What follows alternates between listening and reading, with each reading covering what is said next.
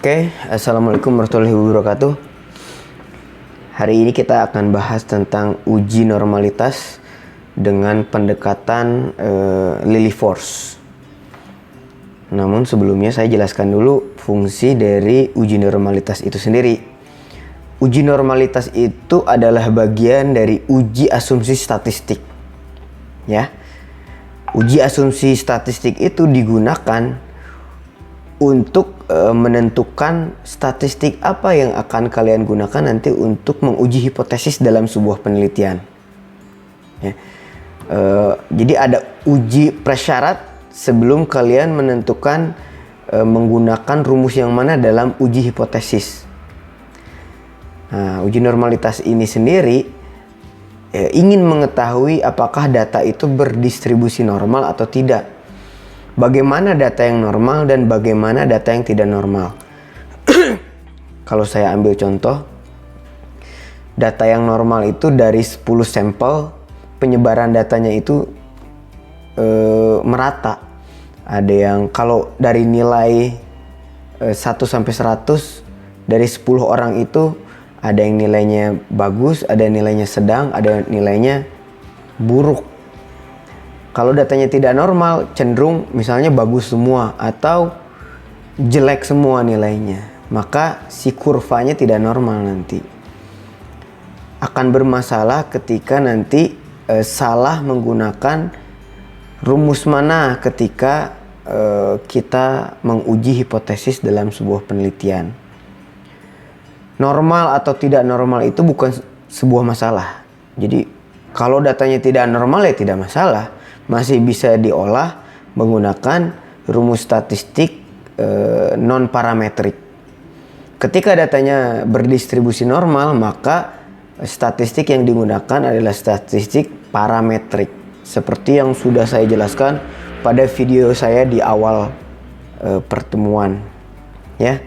Jadi kalau datanya normal atau berdistribusi normal, maka statistik yang digunakan adalah statistik parametrik.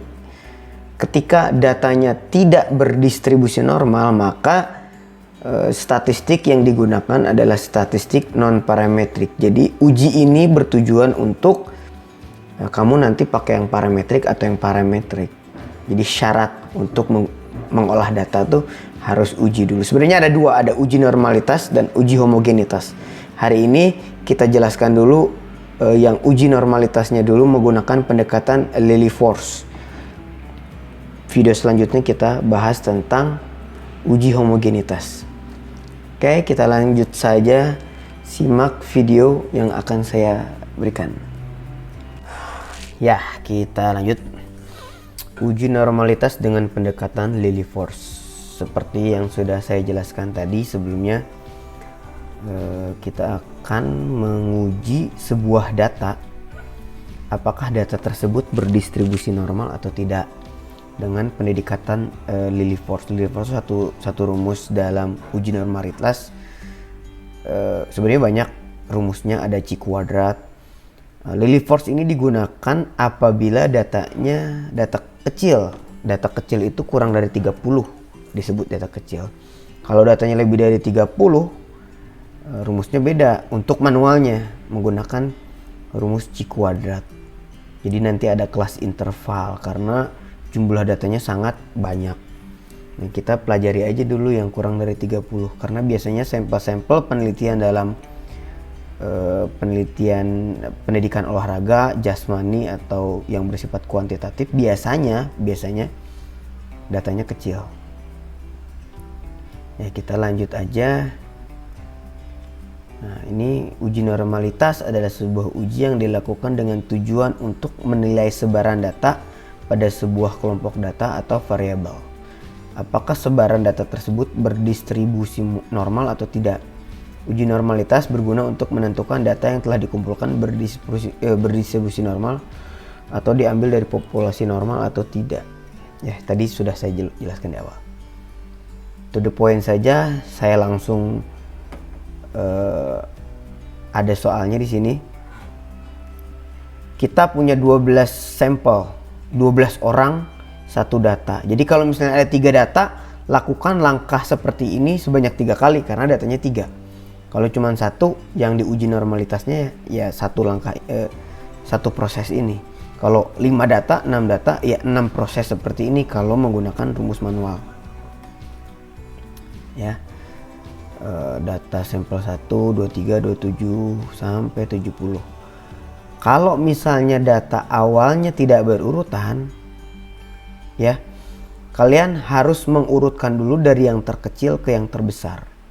Itu wajib. Kalau tidak berurutan, maka nanti si datanya akan ngaco, terutama nanti di SZI-nya. Ya, jadi langkah awal kalau misalnya datanya tidak berurutan, maka kalian harus mengurutkan dulu data dari yang terkecil hingga ke yang terbesar. Oke, jelas ya? Nah, saya sudah mendapatkan 12 skor dari 12 sampel. Katakanlah sampel apapun ini, skornya sudah saya dapatkan. Nah, kolom yang pertama ini Z score atau ZI. Di video sebelumnya sudah dijelaskan rumus Z score, ya, X min X bar per S. Kolom pertama ini merupakan Z score. Sudah saya jelaskan di video sebelumnya cara mencari skor standar, Z score dan T score. Nah, yang ini masuknya ke Z score. Rumusnya kan ini X min X bar per S. Jadi 23 dikurangi 50,33 per 16,54, simpan di sini hasilnya, dan seterusnya. Jadi ini mah rumus Z score ya, ZI itu Z score, skor standar. Pasti sudah paham ya. Lanjut, kalau di buku referensi atau referensi yang kalian dapat di internet, tabel ini nggak ada. Cuman saya tambahkan agar memudahkan kalian nanti. Karena bingung biasanya, Pak, FZI itu dari mana? FZI itu kamu harus cari Z tabelnya dulu. Nah, ini tabel Z kumulatif sebaran frekuensi normal, distribusi Z disebutnya.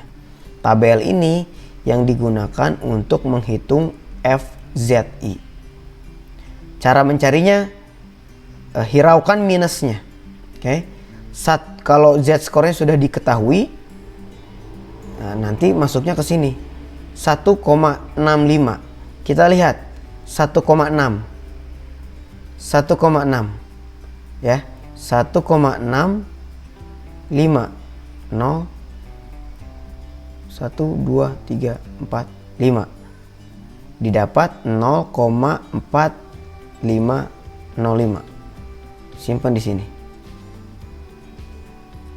Yang kedua 1,41, 1,41 didapat 0,4207. Simpan di sini. 1,05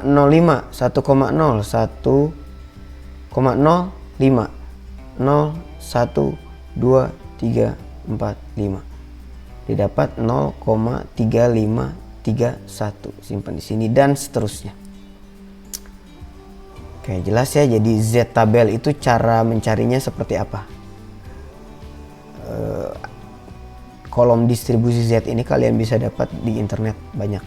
Jangan salah karena banyak tabel distribusi itu sangat banyak. Jadi yang diambilnya distribusi Z. Nah, sekarang mencari FZI. Bagaimana cara mencari FZI?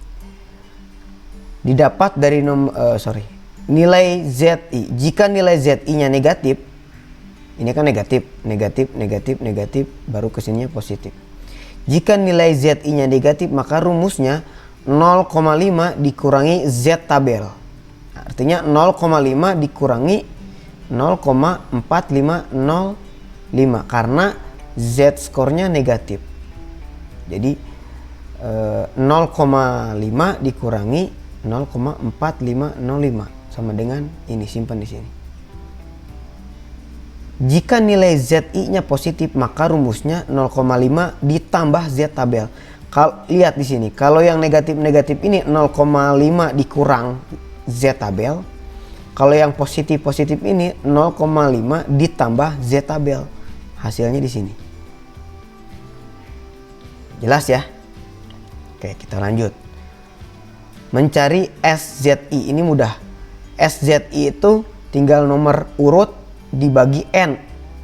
Kalau N-nya 12 per 12, kalau N-nya 30 per 30. Jadi si SZI-nya sampel nomor 1 per 12. Simpan di sini. Untuk SZI-nya si sampel 2 per 12. Simpan di sini. Si SZI-nya sampel 3 per 12. Simpan di sini. Dan seterusnya. Oke. Lihat, jika ada nilai skor yang sama, maka skor disamakan dengan skor yang paling besar. Diambilnya yang 6 bagi 12 sama dengan ini isinya. Kalau 5 per 12 kan bukan 0,5. Oke. 5 per 12 bukan 0,5. Tapi 6 per 12 0,5. Jadi yang sampel nomor 5 ini karena nilai X-nya sama, ikut ke sampel yang lebih besar nilainya. Kalau beda ya teruskan aja sama. 8 dibagi 12, simpan sini. 9 dibagi 12, simpan di sini. 0,75. Dan seterusnya kalau sampai 30 sampai 30. Oke, itu untuk SZI. Sekarang FZI kurang SZI tinggal dikurang aja. Ini dikurangi ini, simpan di sini. Kalau ada minus hasilnya, hilangkan minusnya.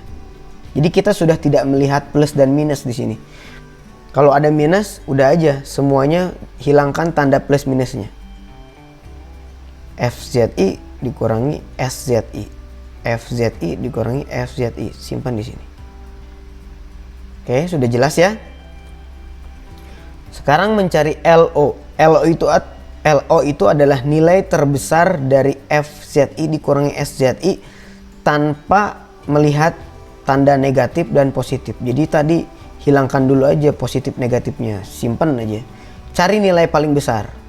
Nah, didapat paling besar tuh 0,1170. Ya. Sudah dapat ini, simpan di sini 0,1170. Tinggal mencari L tabel. Bagaimana mencari L tabel? Tabelnya beda lagi dengan distribusi Z tadi. Nilai kritis untuk uji Lillie force. Jadi ada tabel tersendiri untuk mencari L tabel, ya. Kalau tadi kan tabel distribusi Z itu untuk mencari FZI. Ya. Kalau untuk mencari L tabel, tabel yang digunakan adalah tabel uji Lillie force. Oke, jadi seperti biasa selalu kita harus membuat kriteria keputusan. Jika LO kurang dari LT, LO itu L hitung ya sebenarnya. Kurang dari L tabel maka data berdistribusi normal. Jika LO lebih dari LT maka data berdistribusi tidak normal.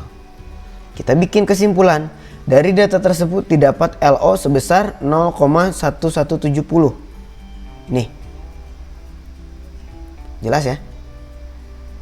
Dan L tabel sebesar 0,242. Dari mana cara L tabel? Kita lihat N-nya berapa kita? N-nya kan ada 12 ya.